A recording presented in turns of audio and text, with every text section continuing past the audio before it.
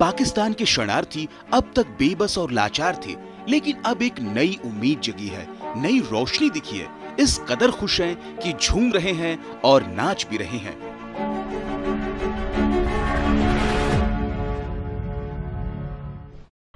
पाकिस्तान से आए हिंदू परिवार हैं जो यहाँ शरणार्थियों के तौर पर रह रहे हैं। हम इनसे बात करते हैं। आप कब यहाँ आए और कैसे आए? 2013 में। किन परिस्थितियों में यहाँ आए आप? बस वहाँ पढ़ाई लिखाई नहीं, बच्चे, ये अपना मुल्क वो तो पराया है, बस हमारा दिल चाहा तो इधर आ गए। बस अपने मुल्क में एक एक घर आए हुए हैं, वहाँ तो परिवार हमारे बहुत पड़े हैं। कितने लोग अभी वहाँ हैं? वहाँ तो गिनते से भी अलग है। अभी मैं आई हूँ ना तो 8 मेरा भाई है, वहाँ 5-6 बहनें हैं, 2 मेरी लड़की है, 1 लड़का है, 8 देवर हैं। वो परिवार बहुत बढ़िया हमारा। वहाँ पर पढ़ाई नहीं थी इसलिए आए, और वहाँ पर पहले पढ़ने के लिए जाए, लड़कियाँ पढ़ने जाती है ना वहाँ पर स्कूल पे, तो पहले उर्दू में पढ़ाते हैं, मतलब पाकिस्तान का वो मंत्र ना वही पढ़ाते थे। इस वजह से लड़कियों को बाहर नहीं निकालते, वहाँ पर कलमा पढ़ाते हैं पहले। हमारा मानना है कि वहाँ पाकिस्तान के आदमी है ना, फिर ये यहीं आ जाए सब। मोती को ही धन्यवाद जो हमारी नागरिकता मिल गई, हमारे बच्चे। मोती को ही धन्यवाद, आपको ही धन्यवाद, जो हमारी सहायता कर रहा है उसको ही धन्यवाद है। बंटवारा होया तो मुँह आ रहेंगे। हमारा तो देश नहीं है, ये देश हमारा यही है। हमारे को छोड़ दिया था, हम देश को नहीं छोड़ा। दिल्ली के यमुना किनारे मजनू का टीला और रोहिणी में पाकिस्तान से भारत आए 360 शरणार्थियों के परिवार का ठिकाना है। भारतीयता की मिली नई पहचान भर ही उनके लिए बड़ी खुशी है, और यह उनके लिए किसी मन्नत से कम नहीं है। भारतीय नागरिकता संशोधन के कानून बनने की खुशी इतनी कि मन में न समाए, और यह वजह है कि उनके लिए दिवाली और होली साल भर बाद फिर आएगी, पर यह मौका फिर नहीं मिलना। इसलिए पीएम मोदी को भगवान का दर्जा देने में नहीं चूक रहे।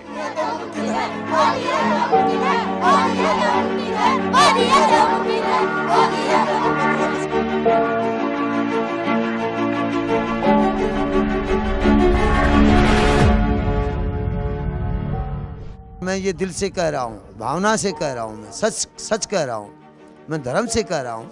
देश का प्रधानमंत्री जो नरेंद्र मोदी है हमारा, वो शेरावाली का शेर है। ऐसा प्रधानमंत्री कभी बनेगा ना देखा हमने। और देश का जो गृह मंत्री अमित शाह, जो हमारे लिए हिंदुओं के लिए, जो पीड़ित हिंदुओं के लिए जो बिल लेके संसद में खड़ा था, हम तो उनको सलूट मारते हैं। जो हिंदुओं के लिए, पीड़ित हिंदुओं के लिए विरोध करता रहा, जो हमारे बिल के लिए बहुत हमारे लिए, जो ये जैसा समझे शेरावाली का शेर है, तो जो राम लक्ष्मण की जोड़ी होती है ना, ऐसे ही है। शरणार्थियों के परिवारों का पाकिस्तान छोड़कर भारत आने की वजह अत्याचार की ऐसी कहानियां हैं कि जिससे रोंगटे खड़े हो जाएं। सिंध प्रांत से आई कर्मा अपनी कहानी कुछ यूं बयां करती है। पाकिस्तान के सिंध से आई हैं कर्मा। इनके दामाद को वहाँ आतंकवादियों ने मार दिया। हाँ, उसको मार दिया गोली से। अभी क्या करे, बेवा मेरी लड़की है, उधर किधर जावे। क्या नाम था दामाद का? ध्यानचंद। पच कैसे मारा, क्या हुआ? गोली से मारा। कैसे मारा? आ रहा था बेचे, ठेला बेच के आ रहा था, जब इसको मार दिया। पाकिस्तान के सिंध से यहाँ आई हैं रुकी। कई सालों से भारत में शरणार्थियों की तौर पर रह रही हैं। इनसे जानते हैं वहाँ क्या हालात थे, किन हालात में पाकिस्तान से यहाँ आए। रुकी जी, आप बताइए किन हालात में आप आए और वहाँ आपके साथ क्या हुआ? मेरा नौजवान बेटा था, कमाने गया था, उधर के मुसलमान करके उन लोगों को दफना दिया, मार दिया। कोई पता नहीं चला, हमारे को खबर भी नहीं पड़ी। मेरे पास तस्वीर है, गवाही है, उधर की पुलिस गवाही है, पूरा पाकिस्तान गवाही है।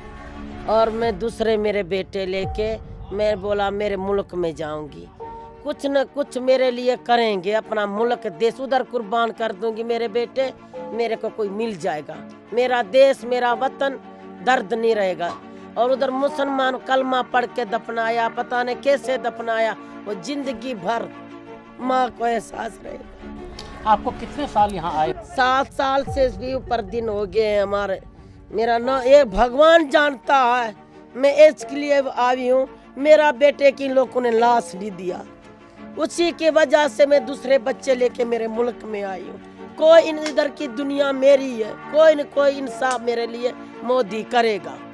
मेरा तो मोदी जी ने नागरिकता संशोधन कानून अब लागू हो गया है, अब इससे आपको कैसा लग रहा है? अभी हम बहुत अच्छा ही है, हमारे बच्चे पढ़ जाएंगे, घर मिल जाएंगे, सही जगह मिल जाएगी, कभी दिक्कत नहीं आएगा, कोई मारेगा नहीं, अपनी मेहनत से कमाएंगे, खाएंगे, सही तरीके से रहेंगे। पाकिस्तान से किन हालात में यहाँ आए, कैसे आना हुआ, जरा वो बताइए। हम आए थे, हमारे को आने नहीं दे रहे थे। हमने बोला था कुंभकर्ण का मेला है, हम मेले में जा रहे हैं, ये से करके फिर हम भाग के इधर आए थे। ये राजकुमारी, हाँ राजकुमारी जी बताइए, कैसे पाकिस्तान से आप यहाँ आए? वहाँ पर पढ़ाई नहीं होती थी और हम जैसे ना जवान लड़कियाँ वहाँ बाहर नहीं जाती थी पढ़ने के लिए। वहाँ के लोग ठीक नहीं थे ना, अच्छे, वो देखते थे बुरी नज़र से, इसीलिए वहाँ पढ़ने नहीं जाते थे हम। इसीलिए हमने सोचा हम हिंदू है तो हम हिंदुस्तान में ही रहें, अपने देश में, खुद के देश में रहें। इसीलिए हमने सोचा पढ़ वढ़ लेंगे, कुछ बन जाएंगे, अच्छी नौकरी ले लेंगे। खेती बाड़ी करने से अच्छा है कुछ नौकरी ले लें पढ़ वढ़ के। तो वहाँ आपको बाहर निकलने में डर लगता था? हाँ लगता था डर, वहाँ के लोग देखते थे बुरी नज़र से, इसलिए बाहर हम नहीं जाते थे। आपको कितना समय हुआ यहाँ आए? अच्छा, मुझे 7वां साल चल रहा है, 2013 से हूँ। 2013 में आए जी। पाकिस्तान में क्या मुश्किलें थी और क्यों यहाँ भारत में आना हुआ आपका? अच्छा, बंटवारे के दिनों से लेकर आज तक हमें वहाँ पर यही बातें सुननी पड़ी कि आप हिंदू हो, हिंदुस्तानी हो, तुम्हारा यहाँ पर कुछ नहीं, तुम वहाँ जाओ। और जो पढ़ाई लिखाई करी तो उसमें साइंस के साथ साथ इस्लाम को तो पढ़ा, लेकिन हिंदू धर्म को कहीं नहीं दिखाया गया। हमारा भी कोई श्री राम भगवान है, कोई चरत भरत है, कोई होली दिवाली है, कोई कृष्ण है, कोई नरसिंह है, इनसे हमें वांछित रहना पड़ा। साथ साथ 1992 से लेकर मंदिरों पर हमला, बहन बेटियों पर अत्याचार, बस इससे ज़्यादा और क्या हो सकता है। यहाँ पर के जो हमारे अंतिम संस्कार के लिए जो भूमि रखी गई थी, उन भूमि को भी जमींदारों ने काटते हुए उनमें फसलें लगाते इतनी तंग कर दी कि हमारा वहाँ पर संस्कार भी ठीक ढंग से नहीं हो पा रहा। तो अच्छा, हम हैदराबाद डिस्ट्रिक्ट से, सिंध से हैं। हाँ, सिंध से। तो इस प्रकार के अत्याचार होते थे? बस यही जो मैंने कहा, बस ये अत्याचार है। जहाँ पर धर्म का ठीक ढंग से हम पालन ना कर पाएँ, जहाँ बहन बेटियों की कोई इज्जत ना हो, जहाँ पढ़ाई लिखाई में हमारे धर्म को बिल्कुल नहीं दिखाया गया हो, जहाँ पर बच्चों का किडनैप हो, जहाँ पर अंतिम संस्कार के लिए रखी हुई जगह पर वो ऐसा किया जाए तो बेटियों के साथ किस टाइप के अत्याचार होता है? किडनैप करके उठा कर ले जाकर जिस बहन बेटी को उठा कर ले जाएं उसको कहीं छुपा दें, कोई और किराए वाली लड़की को लाकर कोर्ट में पेश कर दें, वो आकर हमारे सामने बोल दे कि हमने धर्म परिवर्तन किया है और मैं मुसलमान हो गई हूँ, ऐसा कहकर उनको जो है वो अपना लेते हैं। तो ये हमारे धर्म के खिलाफ है बिल्कुल। सोना दास जी, आप पाकिस्तान से किन परिस्थितियों में आए और वहाँ किस प्रकार के अत्याचार हुए? हम 2011 में आए हैं और देख लो पूरी विश्व को जानकारी है तो पाकिस्तान की क्या स्थिति है। तो बेचारे हिंदू वहाँ पे इतने तकलीफ़ में हैं, एक हम नहीं सारे हिंदू तकलीफ़ में हैं। तो बेचारे जिस हिंदू को तकलीफ़ तो होगी तो वो तो बेचारा भागना ही उनको पड़ जाएगा। तो बहुत विषय हैं जहाँ पे तकलीफ़ों का सामना करना पड़ता है हिंदुओं को बेचारों को। तो भाग के आ रहे हैं बेचारे, क्या करें, मगर भाग के आ रहे हैं, मगर लीगल तरीके से आ रहे हैं। सब पासपोर्ट बना के धार्मिक वीज़ा मिलती है इन लोगों को। हमको आप कैसे आए? मैं तो वहाँ से जब निकला था तब कर वहाँ पे हमारी बहुत खेती बाड़ी सब कुछ परमात्मा का दिया हुआ था, ईश्वर का। वो इतना दिया हुआ था जो हमारे दादे परदादे उनकी सारी ज़मीन जायदाद सारी हमारी छीन ली। और वहाँ पे जो भी हमारी संपत्ति घर बार जो सब कुछ हमने छोड़ना पड़ गया।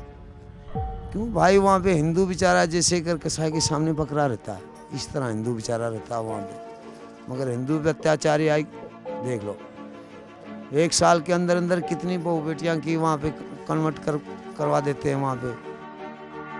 भाई हम कुछ कह रहे, कुछ भी नहीं कह रहे। कोई वहाँ के युवा अच्छे बड़े पढ़े लिखे हैं, उनको अच्छी को नौकरी अच्छी की पोस्ट में हमारे हैं नहीं हैं। कोई हमारे युवा पढ़ लिख कर अच्छे जो फौज में है नहीं है। भाई हिंदू को वह फैसिलिटी कुछ भी नहीं दे रहे हैं। हिंदू पे अत्याचार कर रहे हैं, हिंदू की प्रॉपर्टियों के उन पे अत्याचार कर रहे हैं। एक हम नहीं, सारे हिंदुओं पे हो रहा है, तो बेचारा हिंदू कहाँ जाएगा? एक ही भारत है, यहाँ भी शरण लेगा बेचारा। आप पाकिस्तान के किस प्रांत में हैं? मैं तो सिंध हैदराबाद में, सिंध हैदराबाद में। आपके साथ यहाँ कितने लोग आए भारत से? हम 2011 में पहला जत्था हमारा था, तो उसी में 152 लोग थे, 52 लोग थे। पूरी बस्ती में? अभी तो ज़्यादा, अभी तो 135-36 परिवार है। हाँ, उसी टाइम में हम 27 परिवार थे। और क्या मतलब वीजा आपको किस आधार पर मिला? हमने वहाँ पे धार्मिक वीज़ा लेनी पड़ती थी वहाँ पे, तो धार्मिक वीज़ा लेके हमारे तो दिल में यही भावना थी, भाई धार्मिक वीज़ा मिल जाएगी तो जब वहाँ भारत में जाके रह जाएंगे हम। वापसी वहाँ की सरकार को हाथ जोड़ के कह देंगे, भारत सरकार को, भाई हम वहाँ अत्याचारी हम नहीं जा रहे। इस हिसाब से वहाँ से हिंदू बेचारे निकलते हैं। तो आप इतने सालों से रह रहे थे, आपको ये लगता था कि भारत एक ना एक दिन भारत में आपकी सुनी जाएगी? हाँ, हम तो 1947 से बंटवारे से पहले हमारी भारत की सिटीजनशिप है। जब बांग्लादेश, पाकिस्तान सब यहाँ पे बांट दिया था, उसी टाइम में हिंदुओं ने तो बंटवारा मांगा ही नहीं, भाई हमको बंटवारा दे दो। वो बेचारे हिंदू कैसा, हमारे बुजुर्ग थे, हमारे जो पुरुष थे, वो खेती बाड़ियों में पड़े थे बेचारे, गाड़ियाँ की गाड़ियाँ कट रही थी यहाँ, तो बेचारे वो छुप गए, सारे के सारे छुप गए। तो हिंदू बेचारा कुल मिला के हिंदू बेचारा वहाँ तकलीफ भी है। यहाँ पे विरोध जो कर रहे हैं ये अच्छा विरोध नहीं है।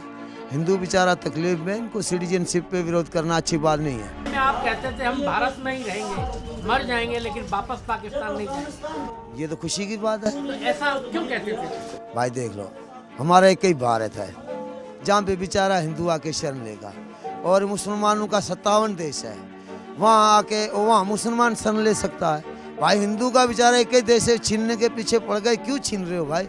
ये हिंदुओं का बेचारों का एक ही देश है भारत, इसी में रहने दो, उनमें सांस लेने दो हिंदुओं को बेचारों को, क्यों पीछे पड़ गए? ये अच्छी बात, जो विरोध कर रहे हैं ये अच्छा विरोध नहीं है। हमारी किसी से राजनीति नहीं है, किसी से भी हम राजनीति नहीं कर रहे हैं, मगर ये तो पीड़ित हिंदू है ना, तो क्यों भाई राजनीति करते हैं? अच्छी बात नहीं है। रायदास, यहाँ आप कब आए पाकिस्तान? हम 2011 में आए पाकिस्तान से। 2011 में, आज 8 साल हो 8 साल हो चुके हैं। कितने लोगों के साथ आए थे? हम कम से कम था 500-600 परिवार मतलब लोग थे, उनमें ही आए। अच्छा, कैसे आना हुआ? बस वहाँ पे माहौल ठीक नहीं है, इसलिए हिंदुस्तान आना पड़ा। किस प्रकार के अत्याचार होते थे वहाँ पे? आपको तो पता ही है, अब आज की डेट में बहुत ख़राब है, पाकिस्तान हो चुका है, उस वजह से बस हिंदुस्तान आना पड़ा। किस प्रकार के अत्याचार होते थे वहाँ पे? जैसे हिंदू जात को बस नीचे ही करना पड़ता है, इस वजह से बस वो हम देख नहीं सकते हिंदू, इसलिए यहाँ पे आना पड़ा। अब नागरिकता संशोधन कानून लागू, अब नागरिकता मिल गई, मोदी से बड़ा प्रार्थना की, उनने ऐसा हमारा काम कर दिया, बस बहुत बहुत धन्यवाद करें, जितनी धन्यवाद करें उतनी उनके लिए कम। क्या आपको उम्मीद थी कि इतनी जल्दी ये हो जाएगा? हमको उम्मीद तो नहीं थी, फिर भी मोदी ने इतना बढ़िया काम कर दिया, बहुत बढ़िया काम कर दिया।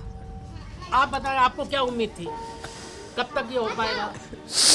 मोदी है तो मुमकिन है, मोदी है तो सब कुछ अच्छा ही, देश का भला होगा। कितना भरोसा है मोदी पर? जितना हमारा राम पे भरोसा है उतना मोदी पे भरोसा है। आरती देवी नए बच्चे का जन्म हुआ तो नागरिकता रख दिया, उन्हें लगा कि जिंदगी में उजाला आएगा। मीरा ने कहा कि लोकसभा में नागरिक संशोधन विधेयक पारित हुआ, उसी दिन पोती ने जन्म लिया तो नागरिकता नाम रख दिया। इस परिवार की तरह सब खुश हैं। जिस दिन नागरिक संशोधन विधेयक लोकसभा में पारित हुआ, उसी दिन प्यारी बिटिया ने यहाँ जन्म दिया और इन कॉलोनी के लोगों ने इसका नाम भी नागरिकता रखा है। हम इनसे बात करते हैं, कैसे नाम रखने का सुझाव समझ में आया? हमें ये जिस दिन ये लड़की का जैसे जन्म होने लगा, जब से वो बिल की बात जैसे शुरू होगी भी, ये होगा बिल पास होने लगा, फिर सब लोग उन्हें नागरिकता कहते रहे, भी हमें नागरिकता मिल जाएगी, हमें नागरिकता मिल जाएगी ना। मैंने ऐसे सोचा मेरी ये पोती आई है, इनका नाम नागरिकता हम रख दें, क्यों तो हमारे लिए ये भाग्य लाई है। इतने 70 साल से हमें नागरिकता नहीं मिली, जो आज मिलने जा रही है, तो हमने सोचा ये बच्ची की भाग्य से हमें नागरिकता मिल गई और हमारे की कल्याण हो रहा थोड़ा सा, इसलिए हमने इनका नाम नागरिकता ही रख दिया। आपके दिमाग में भी यही आया कि नागरिकता ही रखना है नाम? जी, खुशी के मारे रख दिया नागरिकता। कितनी खुशी हुई आपको? बहुत खुशी हुई, जैसे एक बिल पास हो गया, जैसे ये बच्ची पैदा होगी। क्या कहना चाहेंगे कि आप, अगर ये इतनी बड़ी खुशी आपको मिली है, इस पर आप क्या कहना चाहते हैं? हम तो ये कहना चाहते हैं, मोदी आज जो भी मोदी सरकार की तरफ से हम नमस्कार करना पहले तो चाह रहे हैं कि हमारे बिल पास हो गया है। आप क्या कहना चाहते हैं कि आप तो इसकी बच्ची की दादी हैं? जी, तो कैसा आपको लग रहा है और आप क्या संदेश देना चाहते हैं? हम ये संदेश मोदी जी को देना चाहते हैं भी मोदी जी को, अमित शाह को हमारा धन्यवाद है, बहुत बहुत प्रणाम करते हैं। हम सब लोग भाई वहाँ के आए हुए हैं सब लोग, और हमारे जो यहाँ के भाई हैं, जो हमारे हिंदू है या मुसलमान है, जो भी हमारे यहाँ के भाई, उनको भी नमस्ते कहना चाहते हैं भी। जो ये बिल के लिए हमने बहुत सुना है, पहले तो हमें खुशी हुई थी, हमने बच्चों तक का नाम नागरिकता रख दिया। आज हम ये सुन रहे हैं भी, ये विरोध कर रहे हैं भी। हम ये चाहते हैं विरोध मत करो, अपने घर में बच्चे, अपना घर है, ये हमारा अपना घर है, ये हिंदुस्तान हमारा एक घर है। क्यों तो हिंदुओं के लिए एक हिंदुस्तानी मुल्क है, तो हम चाहते हैं कि हमारे मुल्क में, हमारे घर में हमें निकालना जाइए, बात करना, इनको नागरिकता नहीं दे। हमारे घर में आ गया तो यहाँ नागरिकता ये कुछ बात नहीं है। हम आपको वहाँ कितनी तकलीफें होती थी तो भारत में आना पड़ा? हमारे को तकलीफें होती थी, ज़्यादा होती थी, पर हम कहते हैं सही है, वो भी इस हमने सह लिया। अभी कहते हैं हमें नागरिकता दे दिया, हम खुश हो गए। अभी फिर यहाँ के भाई इतने विरोध कर रहे हैं भी, नहीं इनको दो, भी नहीं दोगे तो हम तो बच्चियाँ, हमारी महिलाएं, हमारे साथ में क्या दुआ निकलेगी उनके लिए। पाकिस्तान में पल पल के दहशत और आतंक के बीच जीने वाले हिंदू परिवारों के लिए भारत में शरणार्थी भर बनकर आना किसी मन्नत से कम नहीं था। मर जाएंगे पर पाकिस्तान वापस नहीं जाएंगे की बात कहने वाले शरणार्थियों को जिंदगी जीने का असली मकसद अब मिला है, जब नागरिक संशोधन कानून अमल में आ गया है। भगवान उनके मन की मुराद इतनी जल्दी पूरी कर देगा, इसकी उन्हें खुद उम्मीद नहीं थी।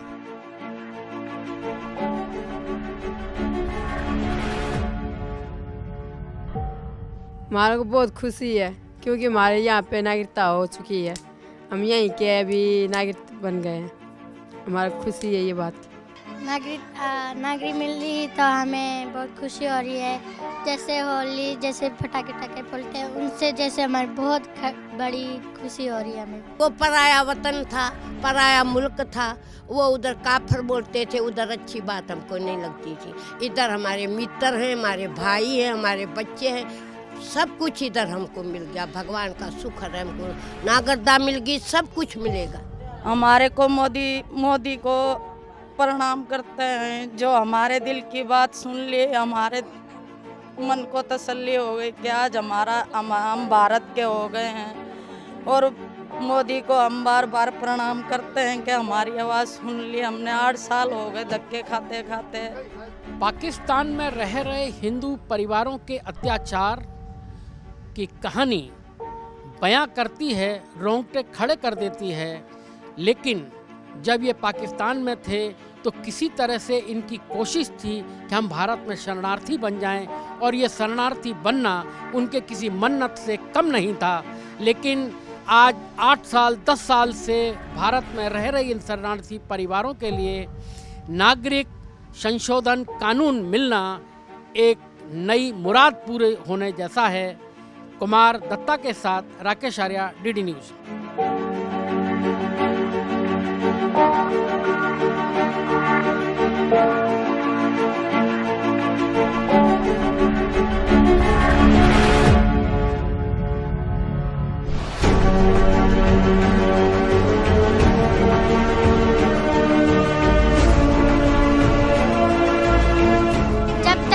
चांद रहेगा मोदी तुम्हारा नाम रहेगा, जब तक सूरज चांद रहेगा मोदी तुम्हारा नाम रहेगा।